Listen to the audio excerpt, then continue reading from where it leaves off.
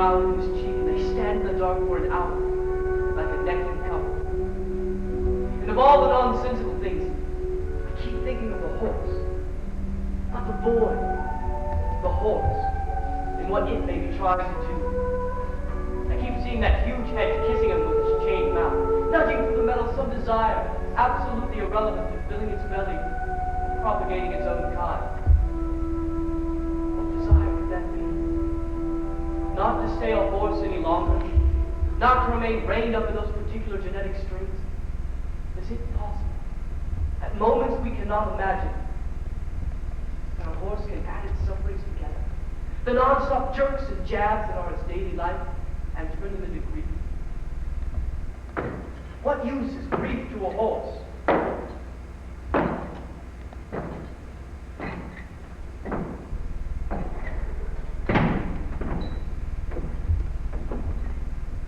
See, I'm lost.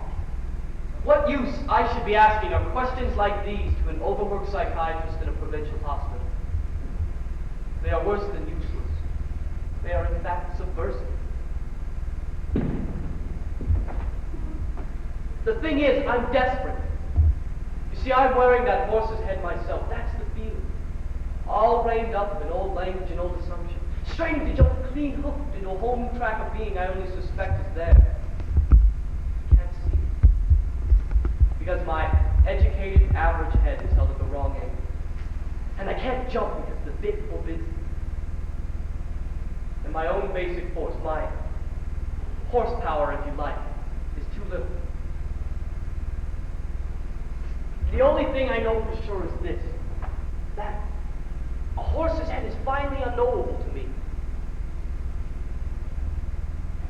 Yet I handle children's heads, which I must presume to be more complicated, at least in the area of my chief concern. In a way, it has nothing to do with this boy. The doubts have been there for years, piling up steadily in this dreary place. It's only the extremity of this case that's made them active. I know them. The extremity is the point. All the same, whatever the reason, they are now these doubts. Not just vaguely worrying, but intolerable. I'm sorry. I'm not making much sense. Let me begin properly, in order. It all began one Monday last month, attested to this. Mrs. Solomon to see you, Doctor. Send her in, please. Some days I blame Hester. She brought him to me. But of course that's nonsense. What is he but a last straw, a last symbol? If it weren't for him, it would have been the next patient, or the next. At least I suppose so. Hello, Martin. Madam Chairman, welcome to the torture chamber. It's good of you to see me right away. You're welcome relief. Take a couch. It's been a day. No. Just a 15-year-old schizophrenic and a girl being thrashed into catatonia by her father. Normal, really. You're in a state. Oh, Martin, this is the most shocking case I've ever tried. So you said on the phone. I mean it. My bench wanted to bring the boy to prison for life of personality. It took me 2 hours solid argument to get him sent to you instead. Me? I mean, to hospital. Look, Hester, before you say anything more, I can't accept any more patients. I can't even cope with the ones I have. You must. Why? Because most people are going to be disgusted by the whole thing, including doctors. May I remind you that I share this room with two highly competent psychiatrists? Dennis and Thorogood, they'll be as shocked as the public. That's a completely unwarrantable statement. Oh, they'll be cool and exact, but underneath they'll be revolted and immovably English, just like my fellow magistrates. What am I then? Polynesian? You know exactly what I mean. Please, Martin, vital for this boy's only chance. Why? What's he done? Dose some little girl's Pepsi with Spanish fly? What could possibly send your bench into 2-hour convulsions? He blinded 6 horses with metal spikes.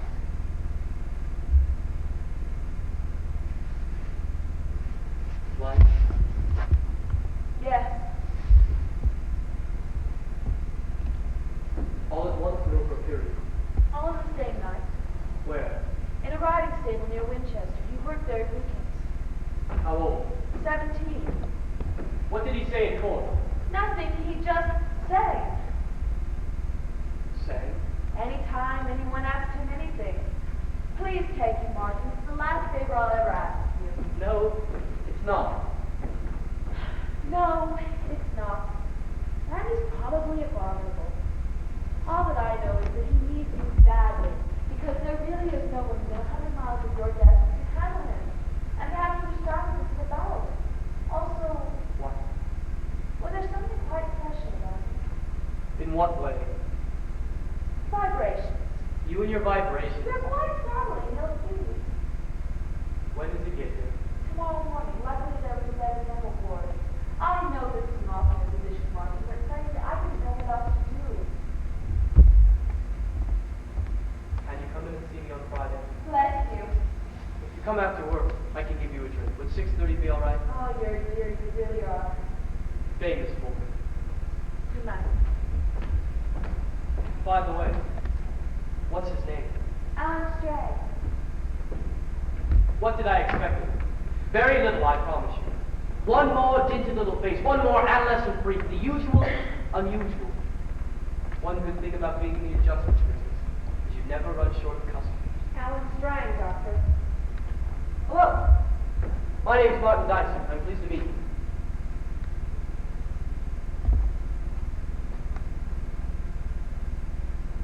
That'll be all, thank you. So, did you have a pleasant journey? I hope they gave you lunch at least. Not that there's much to choose between a British rail meal and one here. Won't you sit down? Is this your full name? Alan Stray? And you're 17, is that right? 17? Well? Double your pleasure, double your fun with double double mint gum. Now let's see. You work in a hardware shop during the week, and you live with your parents. Your father's a printer. Is that right? What sort of things does he print? Double your pleasure, double your fun with double mint gum. I mean, does he do calendars, leaflets, things like that? You can trust your car to the man who wears the star, the big bright Texaco star. I wish you'd sit down. If you're going to sing, don't you think you'd be more comfortable? Zestfully clean. You're not fully clean unless you're zestfully clean. Now there's a good song. I like that one better than the other two. Could I hear that one again? Double your pleasure, double your fun with double mint gum. You know, I was wrong. I do think that one. It's got such a catchy tune. Please do that one again.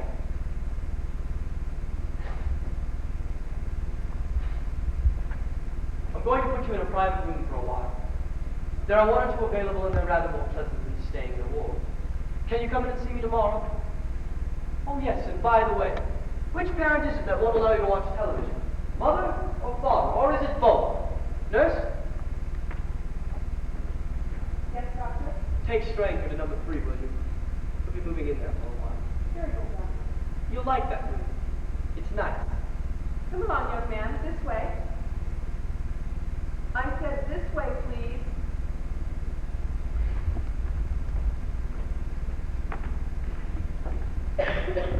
Well now, isn't this nice? You're lucky to be in here, you know, rather than the ward. That ward's a noisy old place. Let's go where you want to go. Texaco. I hope you're not going to make a nuisance of yourself. You'll have a much better time of it here, you know, if you behave yourself. Fuck off. That's the bell there, the lab's down the corridor. That night I had a very explicit dream.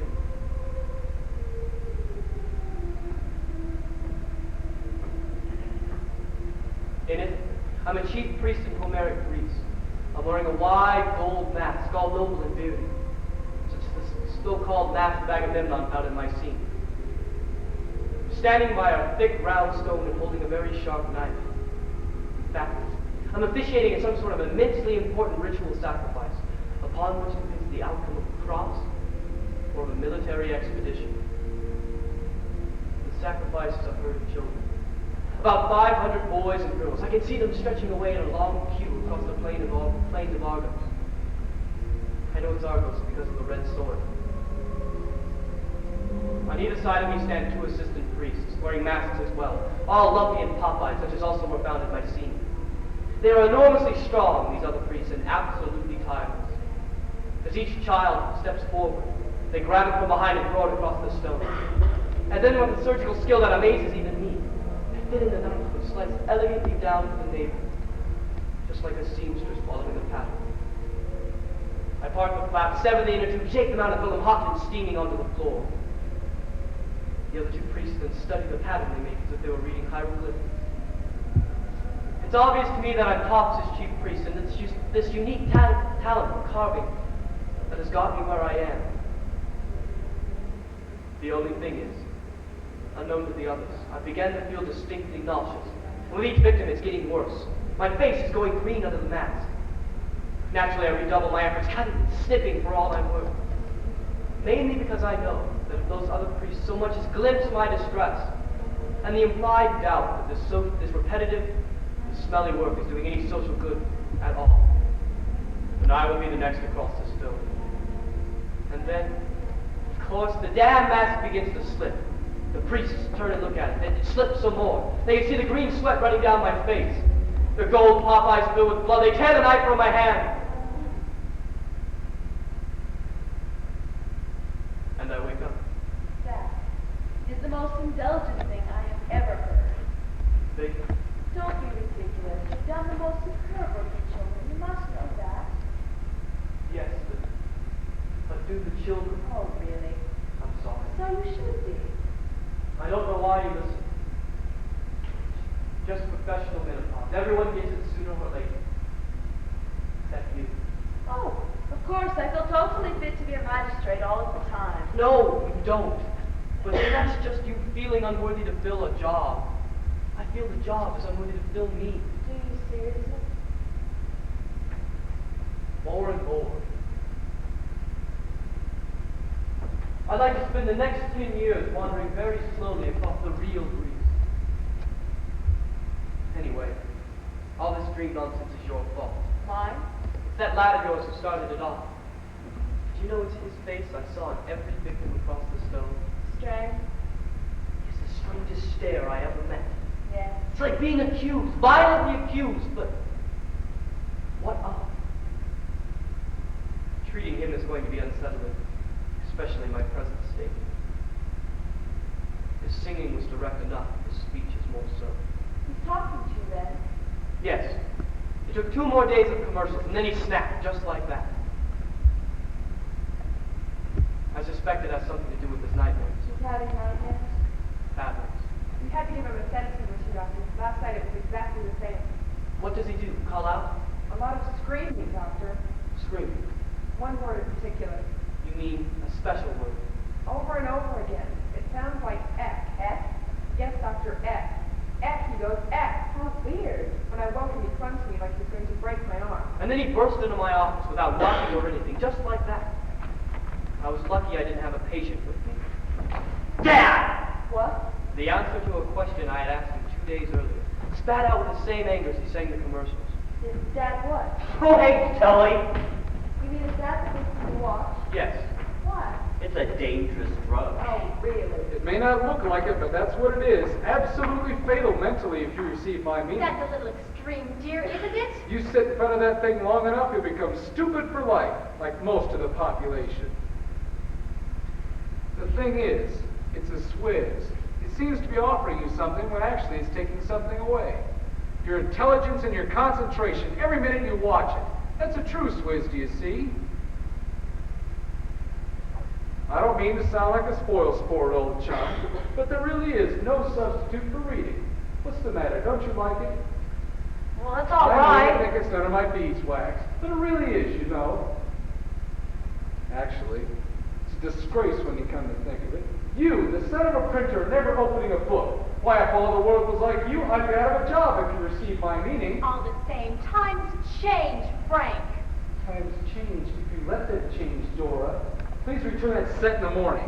Frank, no! I'm sorry, but I don't want that thing in the house a moment longer. I told you I didn't want it to begin with. But Frank, everyone watches television these days. Then what do they watch? Mindless violence, mindless jokes. Every 5 minutes, some laughing idiot selling you something you don't want, just to bolster up the economic system. I'm sorry, old chum. He's a communist, then. Old-type socialist, relentlessly self-improving. Really, dear, you are very extreme. Maureen. She's the next school teacher, isn't she? Yes. The boy's proud of that. We get on to it this afternoon. Well, she knows more than you.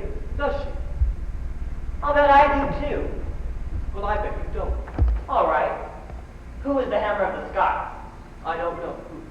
King Edward I, who never smiled again. I don't know. You don't know anything, do you? King Henry I. I know all the kings. And who's your favorite? John. Why? Because he put out the eyes in that smarty little... Well, he didn't really. He was prevented because the jailer was merciful. Oh, dear. Well, he was prevented. Something odd was the father. Who said religion is the opium of the people? Good Lord. The odd thing was, he said it with sort of a guilty snigger. The sentence is obviously associated with some sort of tension. What did you say? I gave him the correct answer. Karl Marx. No. Then who? Mind your own beeswax. Most likely his dad. He probably says it to provoke his wife. And you mean she's religious? She could be. I tried to discover, none too successfully. Mind your own beeswax. However, I shall find out on Sunday. What do you mean? I wanted to have a look at his home, so I invited myself over. Oh, did you? If there's any tension over religion, it should be evident on a Sabbath evening. I'll let you know.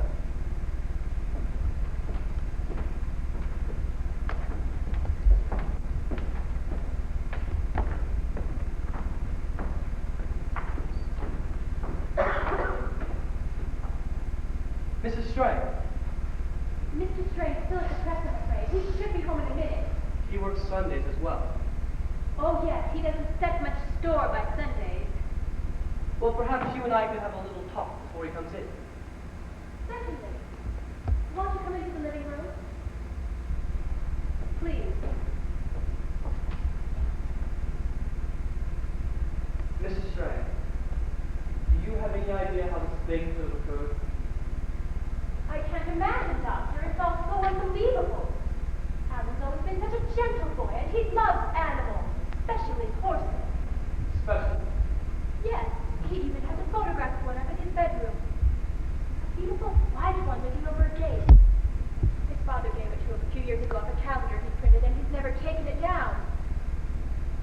And when he was 7 or 8, I used to have to read him the same book over and over, all about a horse. Really? Yes, it was called Prince, and no one could ride him. Why not? Why not? He loved the idea of animals talking. Say it, use his voice. Says, I am faithful. My name is Prince, and I am a prince among horses. Only my young master can ride me. Anyone else I'll throw off. And then I remember I used to tell him the funny thing about falling off horses. Did you know that when Christian cavalry first appeared in the New World, the pagans thought that horse and rider was one person? Really? One person? Actually, they thought it must be a god. A god? It was only when one rider fell off that they realized the truth. That's fascinating. I never heard that before. Can you remember anything else like that you may have told him about horses? Well, not really. They're in the Bible, of course. He stays among the trumpets. Ha-ha! Ha-ha. The book of Job. Such a noble passage, you know. Hast thou given the horse strength? Hast thou clothed his neck with The thunder? glory of his nostrils is terrible. He swallows the ground with fierceness and He rage. stays among the trumpets. Ha Isn't ha! that splendid? It certainly is. Ha ha! And then, of course, we saw an awful lot of westerns on television. You couldn't have enough of those. But certainly you don't have a set, do you? I understand that Mr. Stray doesn't approve. He doesn't. I used to let him slip off in the afternoons to a friend next door. You mean without his father's knowledge? But the eye doesn't see, the heart doesn't grieve over, does it? Anyway, westerns are harmless enough, surely. Oh, hello, dear. This is Dr. Dicer. How do you do? I was just telling the doctor Alan's always adored horses. We assumed he did. You know he did, dear. Look how he liked that photograph you gave him. What about it? Nothing, dear. Just he pestered you to have it as soon as he saw it. Do you remember? We've always been a horsey family, at least my side of it has. My grandmother used to ride every morning on the downs behind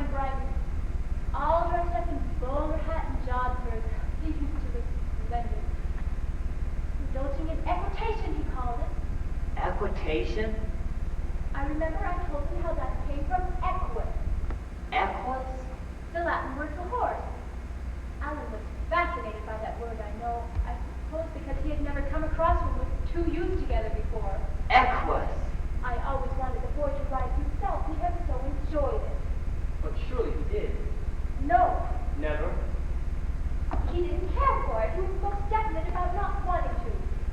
But he must have had from the stables. I mean, it would be part of the job. You'd have thought so, but no, he absolutely wouldn't, would he, dear? Seems he was perfectly happy raking out manure. Did he ever give any reason for this? I must say, we both find it most peculiar, but he wouldn't discuss it. I mean, you'd have thought he'd be longing to get out here after being cooped up all week in that dreadful shop. Electrical and kitchenware. Isn't that an environment for a sensitive boy? Dear, have you offered the doctor a cup of tea? Oh, dear, no, I haven't.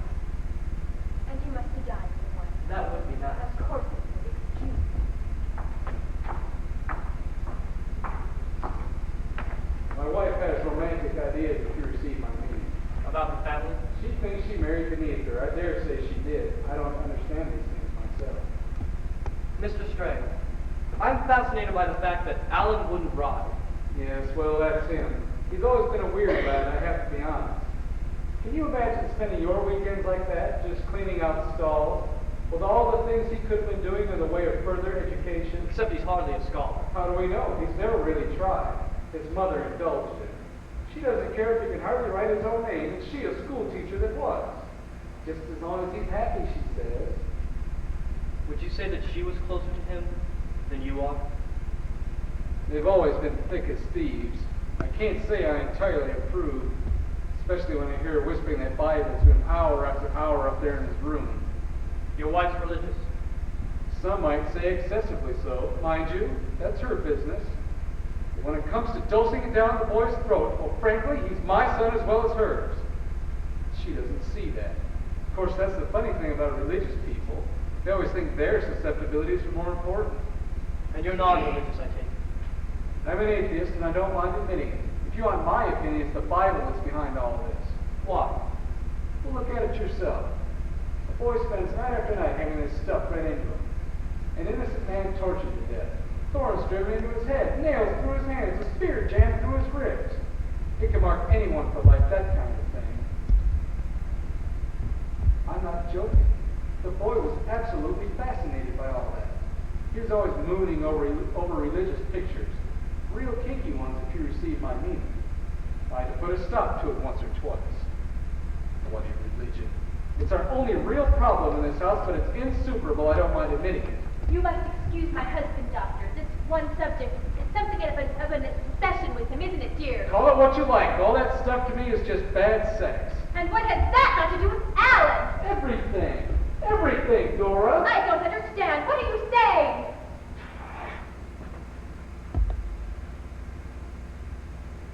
Mr. Strang, exactly how informed do you judge yourself to be about sex? I don't know. You didn't actually instruct him yourself. Not in so many words, no. Did you, Mrs. Strang? I've spoken really yet. I've had to.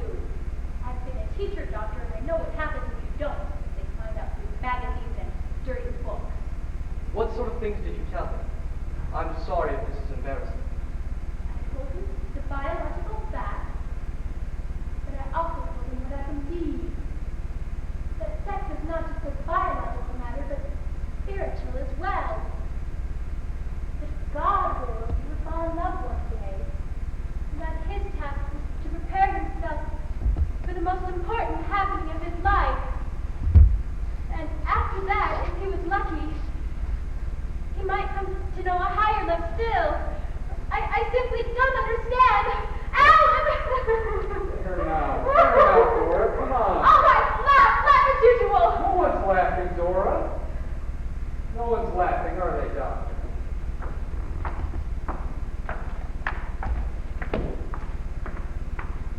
Egg. Egg. Egg. Egg. Egg. Egg. Egg. Egg. Egg.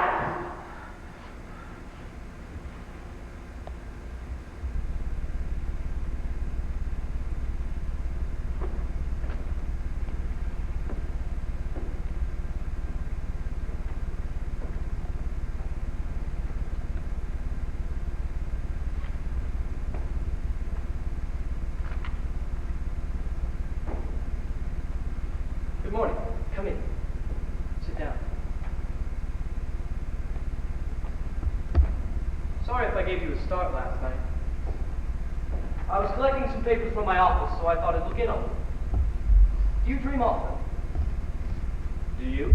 It's my job to ask the questions, yours to answer them. Says who? Says me. Do you dream often? Do you? Look, Alan. I'll answer if you answer in terms. Very well, only we have to speak the truth. Very well. Now, do you dream often? Yes. Do you? Yes. Do you have a special dream? No. Do you? Yes. What was your dream about last night? Can't remember. What's yours about? I said the truth. That is the truth. What's yours about the special one? Carving up children. My turn. What? What is your first memory of a horse? I don't know what you mean. The first time one ever entered your life in any way. Can't remember. Are you sure? Yes? You have no recollection of the first time you ever noticed a horse. I told you, now it's my turn. Are you married? I am. Is she a doctor too? My turn. Yes, well, what?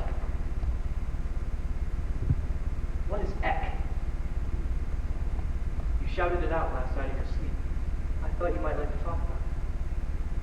Double your pleasure, double your fun with double double mint gum. Come on now, you can do better than that. Double your pleasure, double your fun with double mint gum. All right, good morning. What do you mean? We're through for today. But I've only had 5 minutes. Too bad. Didn't you hear me? I said good morning. That's not fair, no? The government pays you 20 quid an hour to see me. I know, I heard downstairs. Well, go back down there and hear some more. That's not fair! Well, you're a swin! Bloody swin! Well, I have to call a nurse. She puts a finger on me and I'll bash her. She'll bash you much harder, I assure you. Now go away.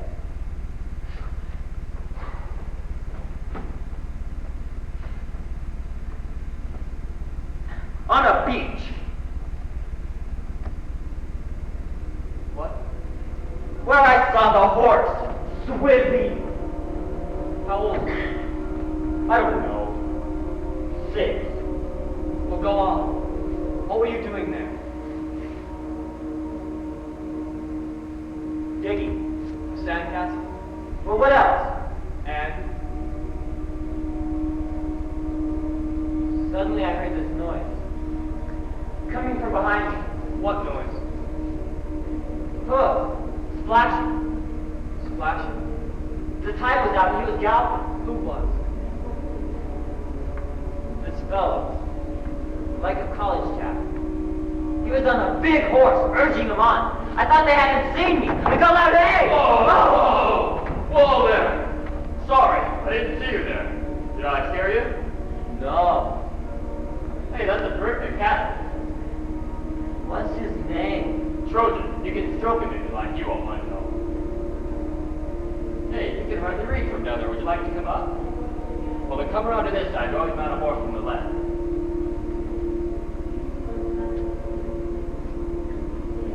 All right, I'll give you a hand up. Just do nothing. Okay? Up to date. Okay? Now all you have to do is take hold of his mane. That's good. And grip with your knees. All right, good.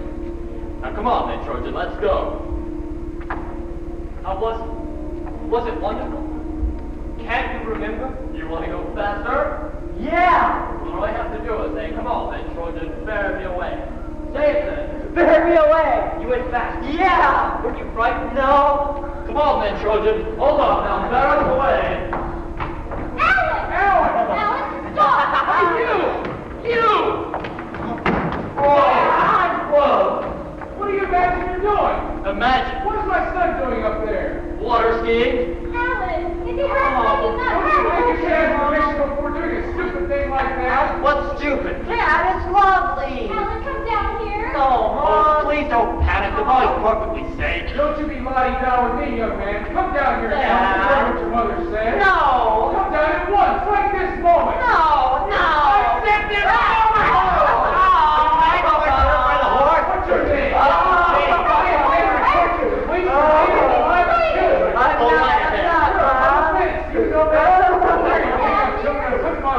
Stop that, Mom. It's okay. Dangerous. Of course dangerous. Look at his eyes. They're rolled. Well, so are yours. In my opinion, that is a dangerous animal. In my considered opinion, you are both dangerous to the safety of this beach. And in my opinion, you're a stupid fart. Frank, leave it. It's not important, Frank, really. What did you say? Oh, mother, I'm sorry, I'm so glad to go. Splash, splash, splash. All three of us got covered in water. Dad got absolutely soaked. Hooligan! Filthy Going hooligan! in the lab. Upper class riffraff! That's all they are. People who go riding. That's what they want. Trample on ordinary Don't people. be absurd, Frank. It's why they do it. It's why they bloody do it. Dude, you're covered. Not as much as you. There's sand all over your hair. Hooligan! Bloody hooligan! What are you laughing at? It's not funny. It's not funny at all. It's just not funny! And that's all I remember. And a lot, too. Thank you. You know, I've never been on a horse in my life. Nor have I. You mean after that? Yes. But you must have done it at the stables. No. Never? No. How come? I didn't care to. Did it have anything to do with falling off like that all those years ago? I just didn't care to, that's all. Do you think of that scene often? I suppose. Why do you think? Because it's funny. Is that all? Yes, well, what else? I told you a secret. Now you tell me one. All right. I have patients who have things to tell me, only they're ashamed to say them to my face. What do you think I do about that? What? I give them this little tape recorder. They go off into another room and they send me the tape through nurse. They don't have to listen to it with me. That's stupid. Is it? All you do is press this little button and speak into this.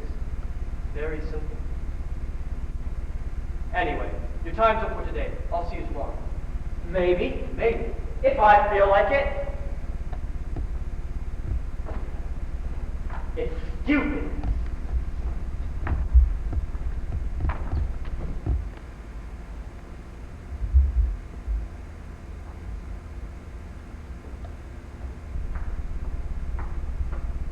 Doctor?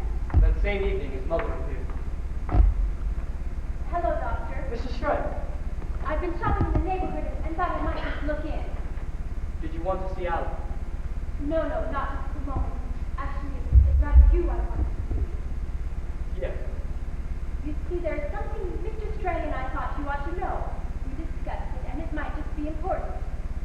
Well, come, sit down. I can't say more than a moment. I'm late as it is. My husband will be wanting at dinner. Ah, well, what was it you wanted to tell me? Do you remember that photograph I mentioned to you? The one that Frank gave to Alan years ago? Decorated the bedroom. Yes. A horse looking over a gate, wasn't it? That's right. Well, actually, it took the place of another kind of picture altogether. What kind of picture? It was a reproduction of our Lord on his way to Calvary. Alan shot it in Reed's art shop and fell absolutely in love with it. He insisted on buying it with his pocket money and hanging it at the foot of his bed where he could see it last thing at night. My husband was very displeased. Because it was religious. In all fairness, it was a little extreme. The Christ was loaded down with chains, and the centurions were really laying on the stripes. It certainly would not have been my choice, but I don't believe in interfering too much with children, so I said nothing. But Mr. Strang did. He stood it for a while, but then one day we had one of our tiffs about religion, and he went straight upstairs, tore it off the boys' wall, and threw it in the dustbin. Alan was quite hysterical. He cried for days without stopping. And he was not a crier, you know. But he seemed to recover when he was given the photograph of the horse in its place. He certainly seemed to.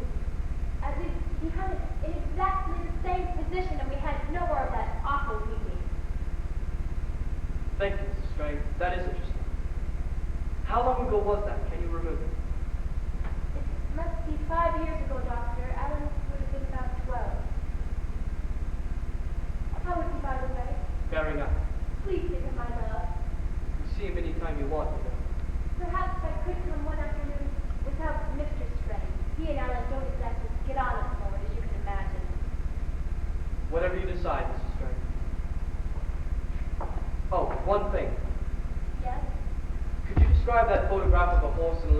detail? I presume it's still in his bedroom. Oh, yes. It's a most remarkable picture, really, really. You very rarely see a horse taken from that angle. Absolutely head on. That's what makes it so interesting. Why? What does it look like? Well, it's most extraordinary. It comes out all eyes. Staring straight at you? Yes, that's right. I'll come and see him one day very soon, Doctor. Goodbye. It was then, that moment, I felt real alarm. What was it? The shadow of a giant head across my desk? At any rate, the feeling got worse with the stable owner's visit. Dr. Dysart? Mr. Dalton, it's good of you to come. It is, actually. In my opinion, the boy should be in prison, not in a hospital at the taxpayers' expense. Sit down, Mr. Dalton. This must have been a terrible experience for you. Terrible? I don't think I'll ever get over it. Julep had a nervous breakdown. Jill. The girl who worked for me. Of course she feels responsible in a way. Being the one who introduced me in the first place. He was introduced to the stables by a girl. Jill Mason. He met her somewhere and asked for a job. She told him to come and see me. I wish to Christ she had. But when he first appeared, he didn't seem in any way peculiar. No. He was bloody good. He'd spend hours with the horses, cleaning and grooming them, way over the call of duty. I thought he was a real fine. Apparently, during the entire time he worked for you, he never actually rode. That's true.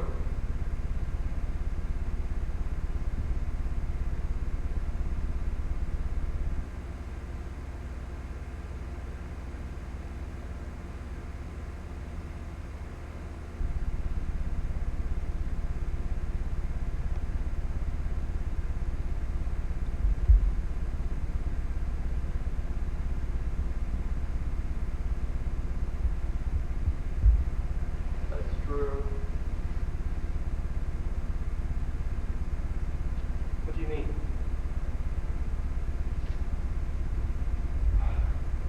Because off and on that whole year, I had the feeling the horse was being taken out at night.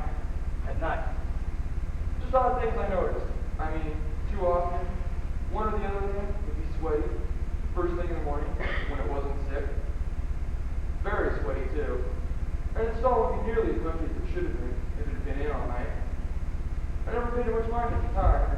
It was only when I realized hiring a loony, I couldn't wonder if he had been riding all the time, behind our backs. But aren't the stables locked at night? Yes. And someone sleeps on the premises. Me and my son. 2 people? I'm sorry, Doctor. It's obviously just my fancy.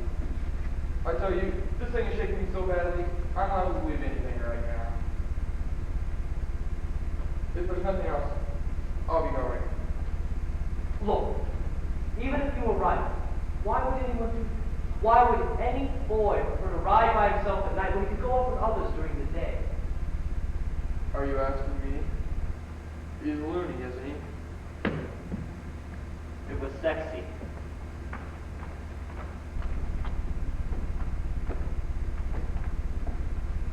His tape arrived that evening. That's what you wanted to know, isn't it?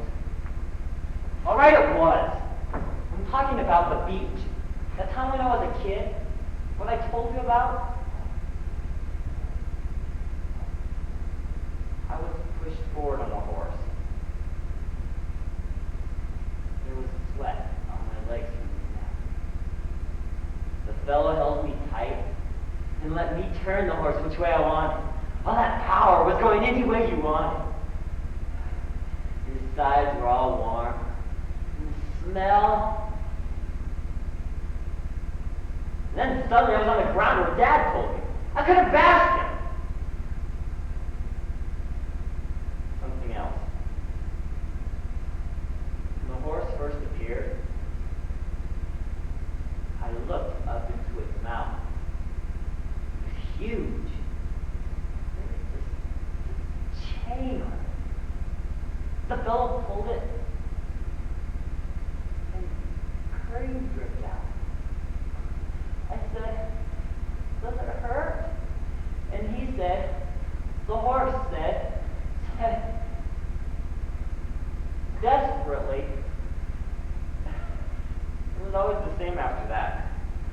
time I heard one pop by, I had to run to see.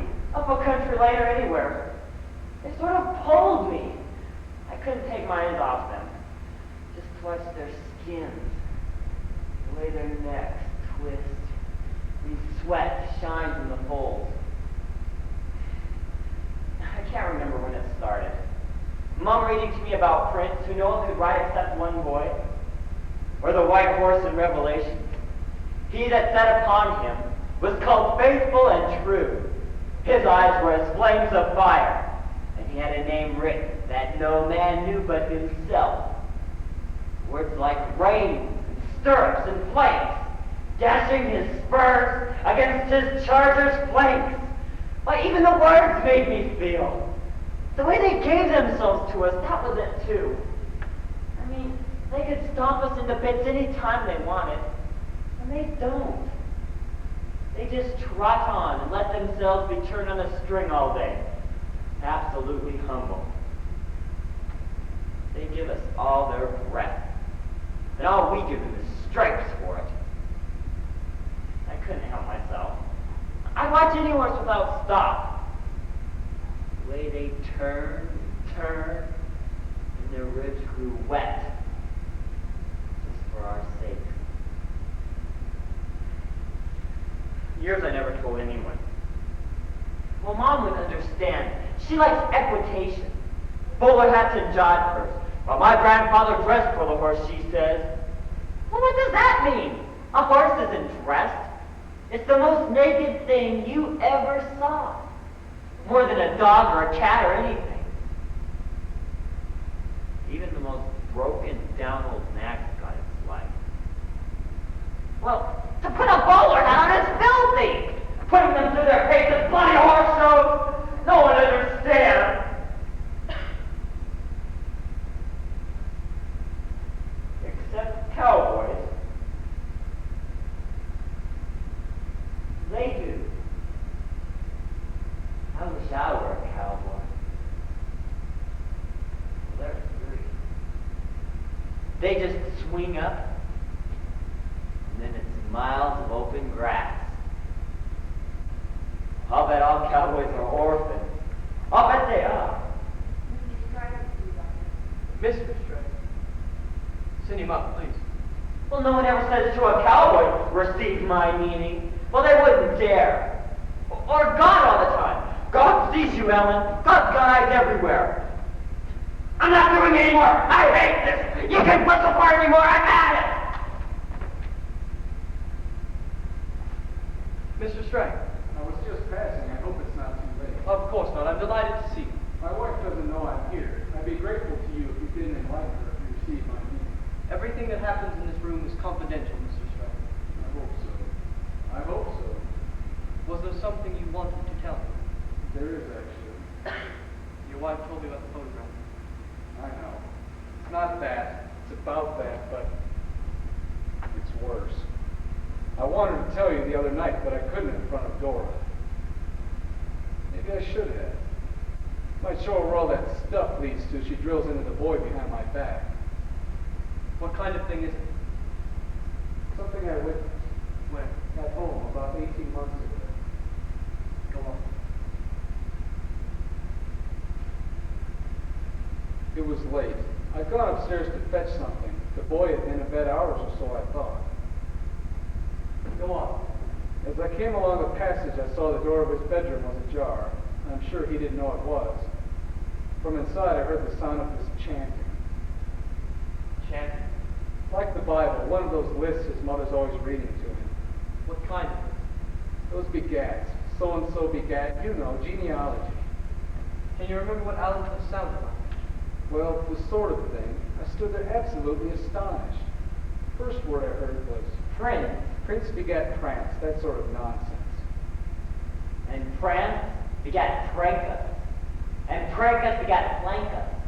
I looked through the door, and there he stood in the moonlight in his pajamas, right in front of that big photograph. The horse with the huge eyes? Right. And Blancus begat Spancus. Then Spancus begat Spuncus the Great, who lived 80 years. It was all like that. I can't remember the exact names, of course. And then suddenly he knelt down. In front of the photograph? Yes, right there at the foot of his bed.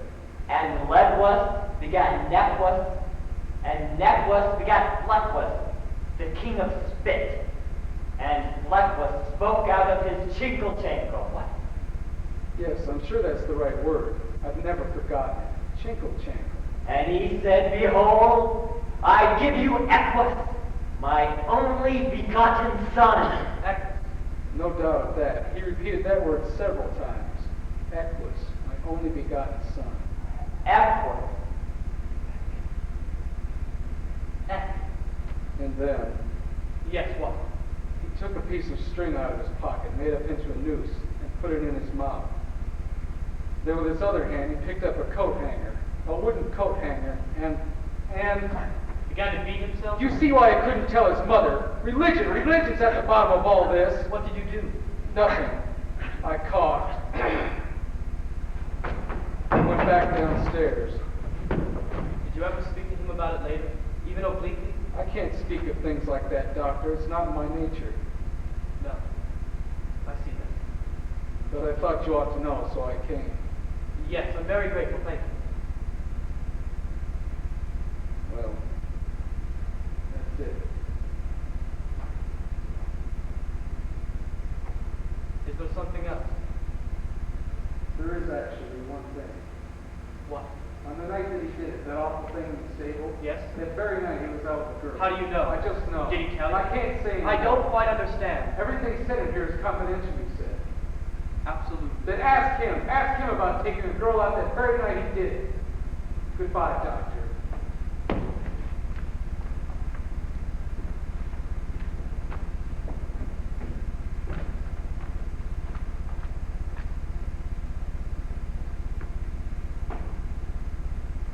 Good afternoon. Sit down. What did you do last night? Watch telly? Any good?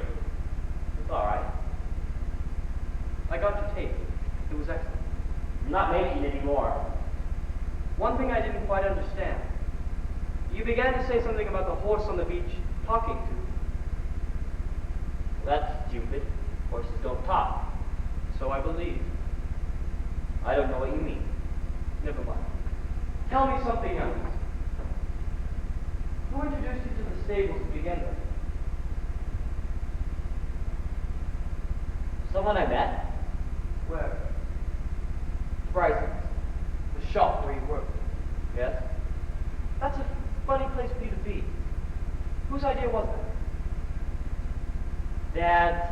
But I'd have thought he'd have wanted you to work with him. I haven't the aptitude, and printing's a failing trade, if you receive my meaning. I see. And what did your mother think? Shops are common. And you? I loved it. Really? Why not? You get to spend every minute with electrical things. It's fun. Philco! Or somebody drive you out to your rock. I wonder why hot ladies go Philco's a good name. I think it is, ma'am. Remington, lady Oh, shavers. I'm not ready. Ready, ready. Westinghouse. Let's go automatic toothbrush. I'll right now, ma'am. Window lead. I want to buy Philco treatment for radio. Sorry. I wanted a Remington. This isn't a Remington. Sorry. Oh, sorry, ma'am. Oh. Hello. Hello. Have you any place for a clipping machine? Clipping. To clip horses. What's the matter? You work at Dalton's stables. I've seen you before. I've seen you too, haven't I? You're the boy who keeps staring into the yard around lunchtime. Me? You're there most days. Oh, not me. Of course it's you. Why, Mr. Don was just saying the other day, who's that boy that keeps staring in at the door? Are you looking for a job or something? Is there one? I don't know. Well, I can only do weekends. That's when most people ride. We could use the extra hand. The name would be messing out. I don't mind. Can you ride? No. No, I don't want to. Please. Come up on Saturday. I'll introduce you to Mr. Dawson. When was it? About a year ago? I suppose. And she did. Yes.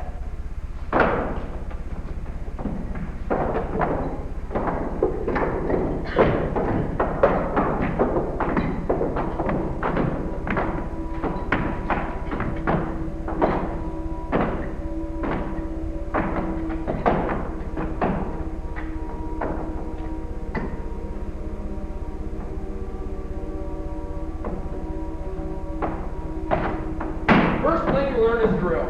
Learn it and keep to it. I want this place neat, dry, and clean at all times. After you're done mucking out, Jill will show you some grooming. What we call strapping a horse. I think Trooper's got a stone. Yes, let's see.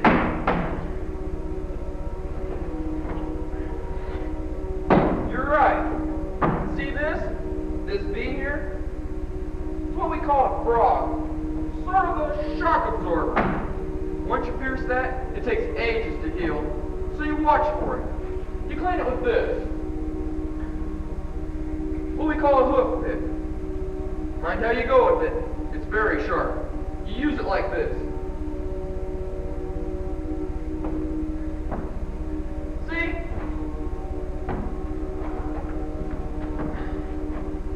You'll soon get the hang of it. Jill will look after you.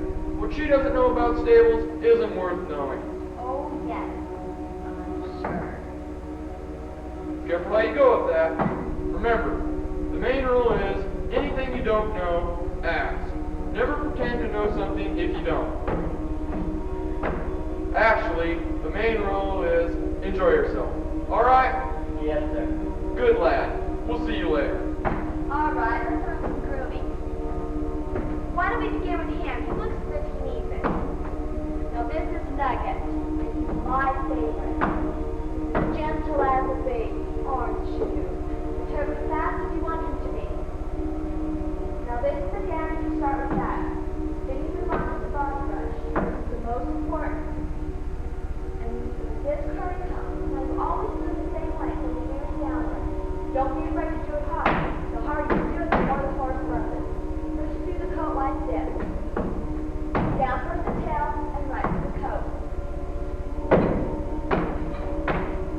See how he loves it?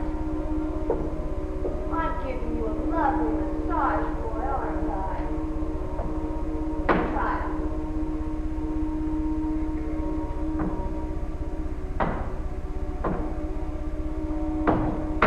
Nice and easy, never rush. Down towards the tail and right through the coat. That's it, again. Down towards the tail and right through the coat. Very good. Now you keep that up for 15 minutes and then do old Trooper, will you?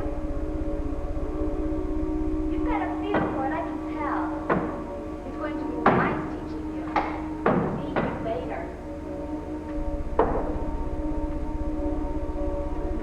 How was that? Touching them? Was it wonderful? It must have been marvelous being near them at last. Stroking them, making them fresh and glossy. Tell me, how about the girl? Did you like her? All right, just all right. Was she friendly? Yes.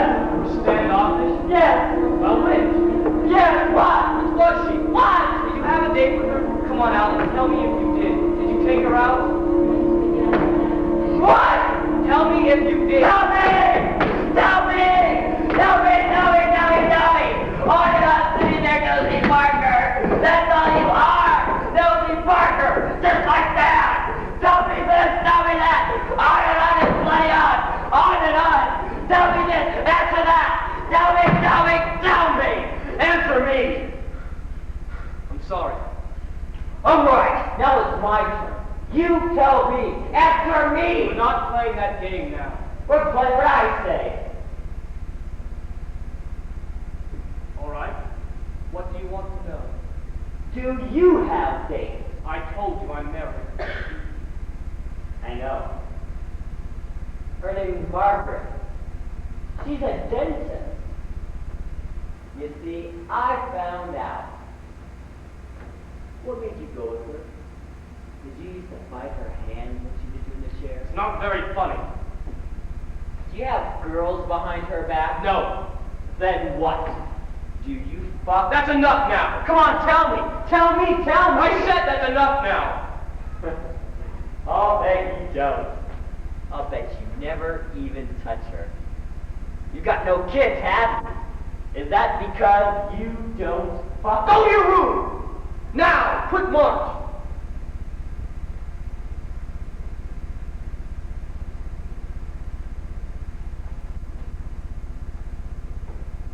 Give me those cigarettes.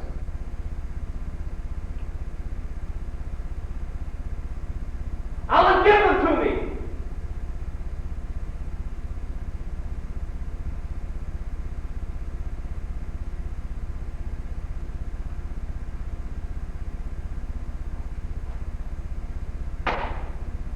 Go!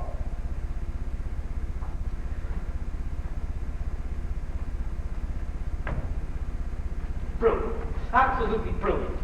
The boy's on the run so he gets defensive. What am I then? Wicked little bastard.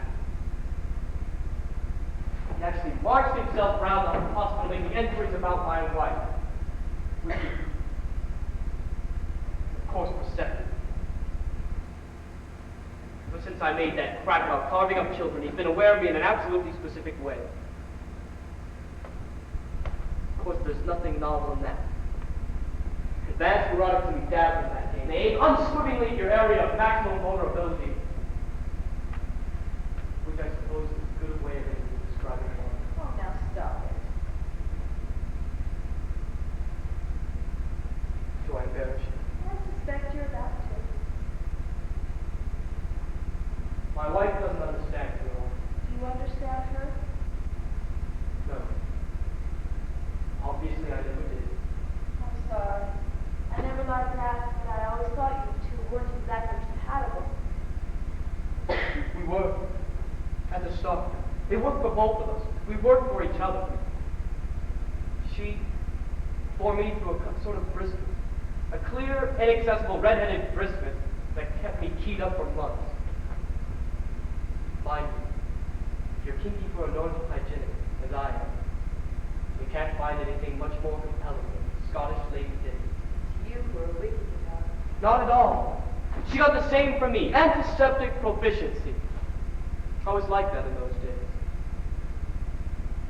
We suited each other admirably. I can see us in our wedding photo. Doctor and Dr. McBride. We were brisk in our wedding and brisk in our disappointment. Turned from each other briskly into our own separate surgeries, and now there's damn all. You have no children, have you? No. We didn't go in for it. Instead, she sits beside our salmon pink glazed brick fireplace and knits things for orphans at a home she helps with.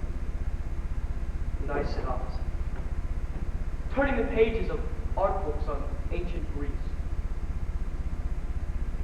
Occasionally, I still trail a faint scent of my enthusiasm across the path. I'll show her a photograph of the sacred acrobats of Crete, leaping through the horns of running bulls. And she'll say, "Ach, Martin, what an absurd thing to be doing. Now the Highland Games, now there's a normal sport." Or she'll observe, just after I've told her a story from the Iliad, "You know, when you come to think of it, Agamemnon and that lot were nothing but a bunch of ruffians from Glasgow, only with fancy names. Do you get the picture? She's turned into a shrink. The familiar domestic monster, Margaret Dyson. The shrink's shrink. That's cruel, Martin. Yes. Do you have any idea what it's like for two people to live in the same room if they were on separate sides of the world? Mentally, she's always in some grisly chapel of her own inheriting. I'm in some door of timber.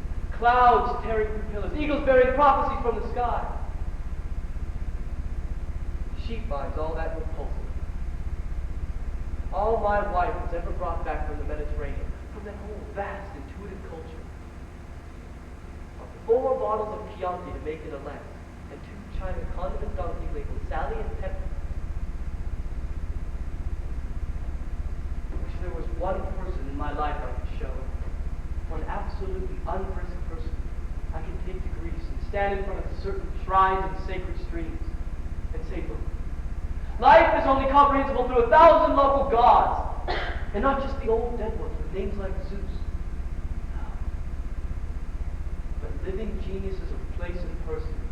And not just Greece, but modern England, just as in the spirits of certain trees, certain curves of brick wall, certain fish and chip shops, if you like, and slate roofs, just as in certain frowns on people and slouches, I'd say to them, worship as many as you can see and more will appear. If I had a son, I'll bet you he'd turn out exactly like my wife. Utterly worshipful. Would you like to go? Oh, no thanks. Actually, I've got to be going. Really? Really. I have an Everest to take to get to before bed. You never stop, do you? Do you? This boy, with his stare, he's trying to save himself through me. I'd say so. What am I trying to do to him? Restore him, surely. To what? A normal life. Normal? Don't be something. Does it? Of course. You mean a normal boy has one head, a normal head has two ears. You know I don't. Then what? Oh, stop. No, you tell me. I want people to understand like this, Martin. You really are disgraceful. You know what I mean by a normal smile in a child's eyes and one that isn't, well, even if I can't exactly define it, don't you? Yes. Then we have a duty to that, surely, both of us. Touche. I'll talk to you. Isn't it? You said you had to go. I do. Thank you for what you're doing. You're going through a rocky patch this morning. I'm sorry. I suppose one of the few things that one can do is simply hold on to priorities. Like what? Oh, children before grown-ups, things like that. You're really quite splendid. Thanks for it. Good night. No. No!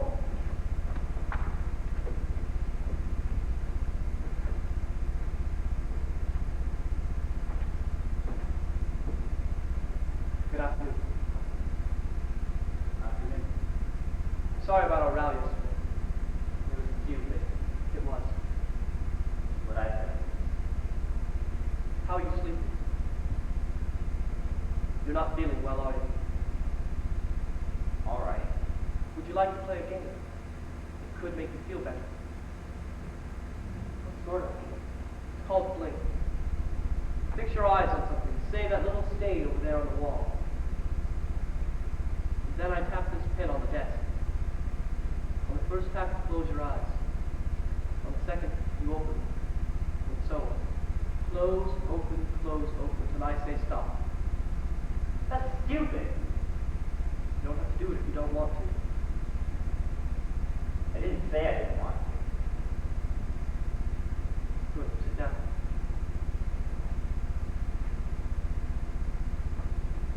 Put your hands to your sides and open the fingers wide. Start watching the stain. The thing is to feel comfortable and relax absolutely. Are you watching the stain? Yes? Good. Now try and keep your mind as blank as possible. That's not difficult. Shh. Stop talking. On the first tap, close. On the second, open. Are you ready? Yes.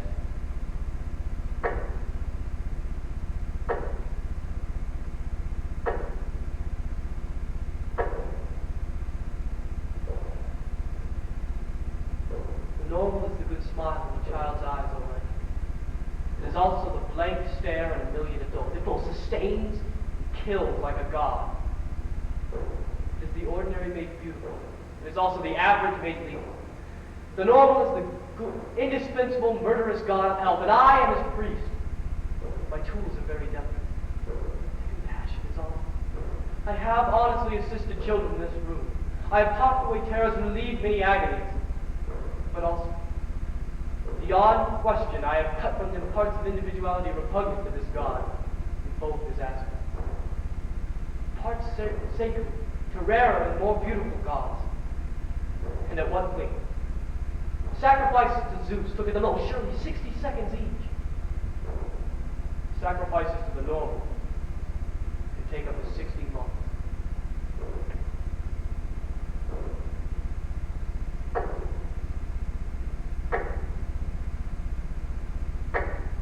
Your eyes are getting heavy. You want a long, deep sleep. Have it. Your head is heavy.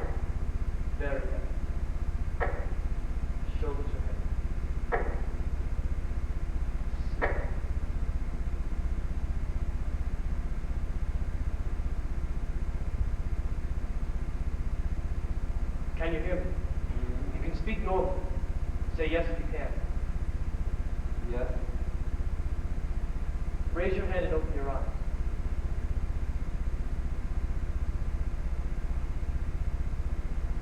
Good.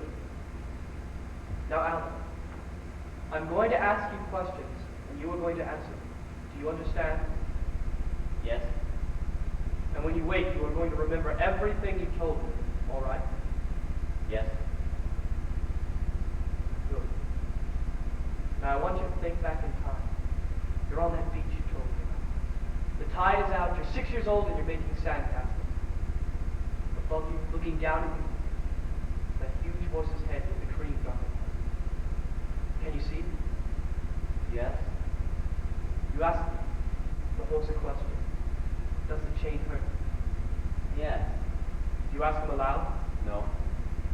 What does the horse say back? Yes. What do you say? I'll take it out for you. And he says? It never comes out. They have me in chains. Like Jesus. Yes. Only his name isn't Jesus, is it? No. What's his name? Equus. Thank you. Does he live in all horses, or just some? All. Good. Now I want you to leave the beach.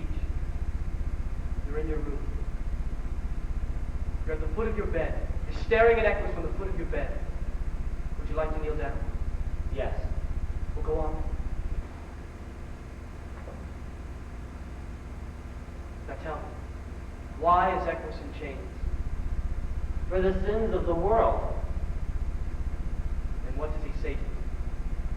I see you. I will save you. Bear you away. How? Two shall be one. I'll bear you away. Horse and rider shall be one beast. One person. Go on. And my chinkle chinkle shall be in thy mouth. Chinkle chain. Yes. That's his mouth chain, isn't it? Yes. Good. You can get up now. Come on. Now I want you to think of the stables. What are the stables? His temple. His holy of holies. Yes. Where you wash him, where you tend him and brush him with many brushes. Yes. And there he spoke to you. He looked at you with his gentle eyes and spake unto you. Yes. What did he say? Ride me. Mount me and ride me forth at night. Yes. And you obeyed. Yes. How did you learn? By watching others? Yes. It must have been difficult. Bounced about. Yes. But he showed you, didn't he? Equus showed you the way. No. He didn't? No. He showed me nothing. He's a mean bugger. Right or fall. That's straw law. Straw law. He was born in the straw, and that's his law. But you managed. You mastered it. I had to. And then you rode in secret. Yes. How often? Every 3 weeks. More people would notice. On a particular horse? No. How'd you get into the stables? I stole the key. Had it copied at Bryson's. Clever boy. Then you'd slip out of the house. Midnight. On the stroke. How far is your house from the stables? About a mile. Let's go riding. Now. That's the stable door in front of you. That's the key in your hand. Go and open it. Quietly as possible. Dalton may still be awake. Now go in. You're on the inside now. Around you, staring at you, are all the horses. Can you see them? Yes. Which one are you going to take? Nothing. What color is that? Chestnut. What do you do? First thing. But I'm in sandals. Sandals? Sandals of majesty, made of sack. Tie them around his hooves.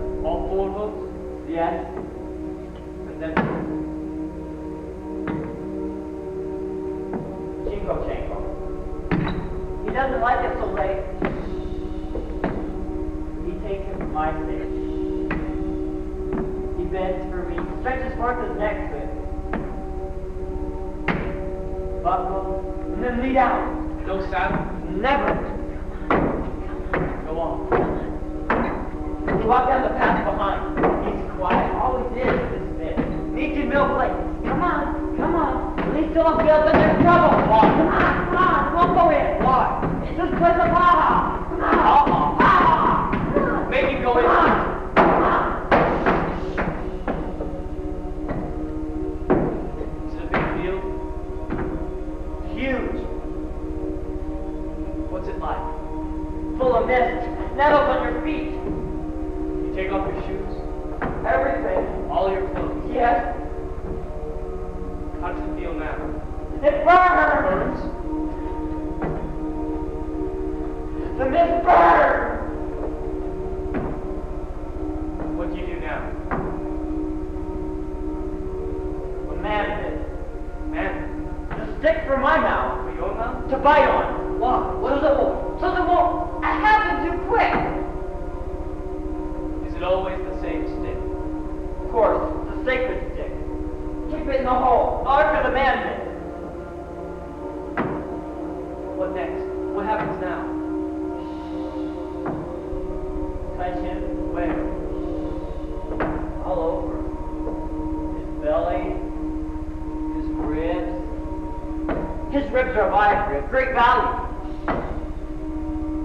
His flank is cool. His nostrils open for me.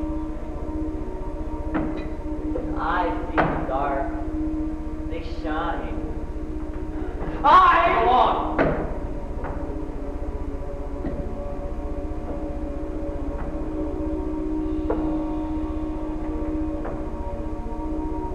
Give sugar.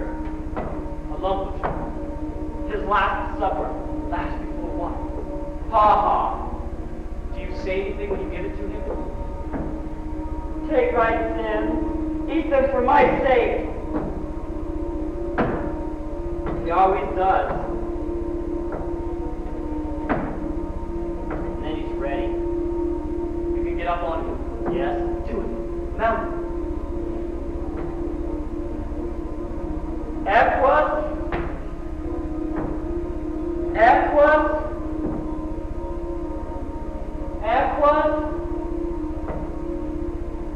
Equus. Take me! Oh! What? It hurts! Knives in the skin! Little knives inside my legs! Stay, Equus. No one said go. That's it. He's good. Equus the god slain, faithful and true. Into my hands he commends himself. Naked in his treacle chamber. Stop it! He wants to go so bad. Go.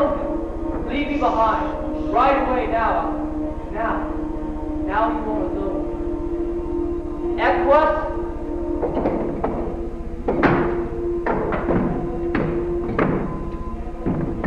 Son of Equus. Son of Equus. Walk. Here we go. The king rides out on Equus, mightiest of horses. Only I can ride him. He lets me turn him this way and that. His neck comes out of my body. It lifts in the dark. Echoes the god flame. Now the king commands you. Tonight we ride against it all. Who's all? My ghost is his. Who are your folks? The host of Hoover. The host of Pilgrim. The house of Remington. And all its tribe. And who are his folks? The host of Bowler, the host of Johnford, all those who show up for their vanity. I wrote this in his head for their vanity. Come on, Equus, let's get them. Trot! Whoa, steady now, steady. Now when they're watching, they take out their necessity. They know who we are. They're admiring us. Now we blow onto it. Come on, Equus, let's show them. Canter! Canter! Canter! And Equus the mighty rose against them all. His enemies scatter. His enemies fall.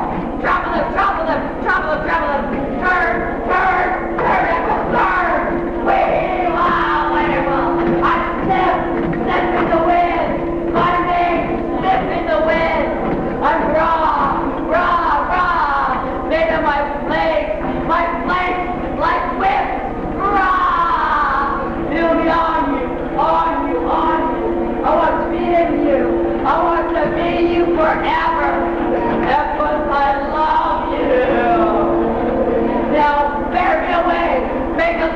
person? What person? What person?